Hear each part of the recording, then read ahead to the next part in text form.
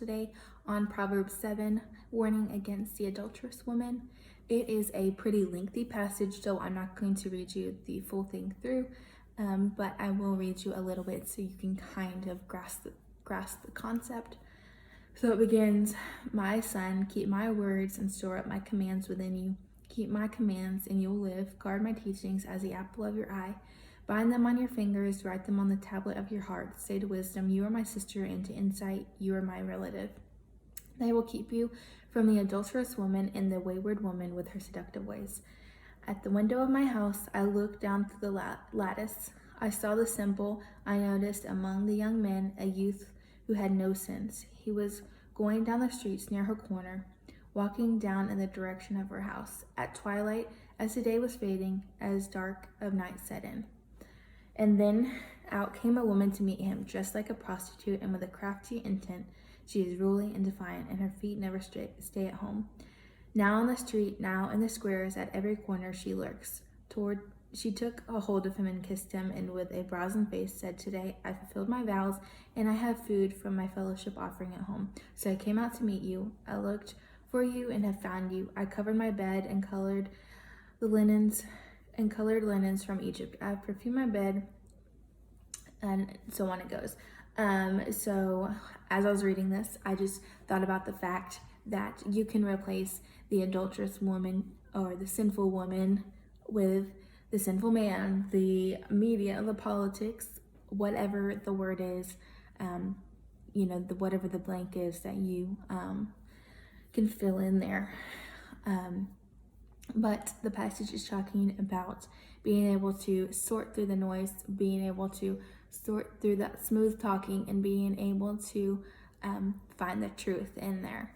And so if we keep the word of the Lord on our heart, we are able to sort through all that and the noise of the world. So at the end, there's a little paragraph, actually 2 paragraphs, where you can totally replace her and she with politics, media, news, whatever it is. But you can replace that word with fill in the blank. So as I read it, if you just think about the fact that you can replace that, you'll kind of catch on. So it goes, with persuasive words, she leads him astray. She seduced him with her smooth talk. All at once, he followed her like an ox going to the slaughter, like a deer stepping into a noose, like an arrow until an arrow pierced his liver, like a bird darting into a snare, little knowing it will cost him his life. You can totally replace that words with whatever you see fit. Politics, media, news, whatever you see fit.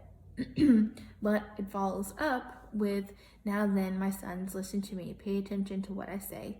Do not let your hearts turn to her ways or stray into her paths. Many are the victims she has brought down. Her slain are mighty throng. Her house is a highway to the grave, leading down to the chambers of death.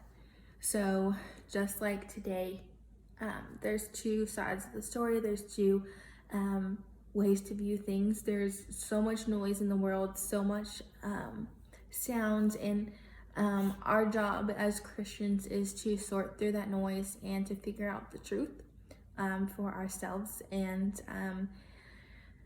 I think that this passage really shows that obviously it can relate to adulterous women, it can relate to whatever, like I said, you can fill in the blank, but our job is to sort through that and to figure out what the truth is and find the word of the Lord through that and to follow his path.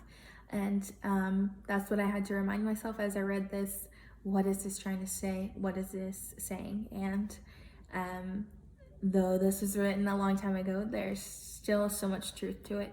And I really appreciated being reminded that though there's so much going on, there's so many words, so many sides, so many voices, I myself have to be the person that sorts through all of that noise, and so that I can find the truth and that I can have the the words of the Lord on my heart and know what to believe. And so that is kind of what I gathered from that. And so whatever you filled in the blank with, I pray that each of us can tune out the noise and follow the word of the Lord, so that we can tie together the truths and follow his word. And so that is kind of the passage I had and what I gathered from it. I appreciate you tuning into this. It's kind of a,